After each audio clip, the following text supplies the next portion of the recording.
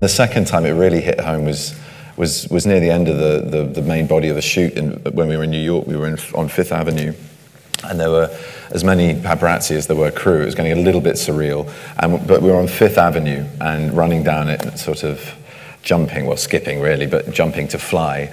And there was the Empire State Building in the same eye line, and it was just a moment of magic to think that the men and women that first crafted these comics on the floors of some of that building and other buildings in that town. Didn't you go into Forbidden Planet, or you went into a comic book store? I went into a comic book store, which was the last day shooting in New York, and Scott was just like, dude, look, it's... I have the video on my phone. I've never sent it to anybody but Benedict. It was a spontaneous thing. He said, "There's a comic book store right there," and he was in full. Someone pointed out Dr. Strange. I said, "We have to go in," and he goes, "We should, shouldn't we?" I go, "I'll film it. It'll just be us." And we were getting ready to shoot. And I said, "Okay." And I put the camera on him, and then he said, "Okay." He introduced himself. He said, "Okay, I'm about to go into this comic book store," and I followed him in.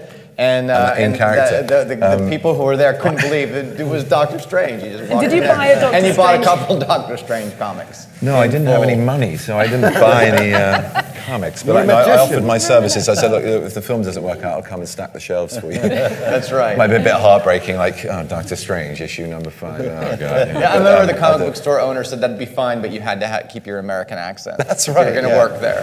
Which would have probably amused him as much as anything else. But yeah, no, it was a magic moment. No pun intended. It was very special and utterly, like a lot of things in this film, very sort of not searched for. They came about for the right reasons. It really was the last place we were starting, the last shot of running away from Mads Chilson, and there was that comic book store. It was incredible.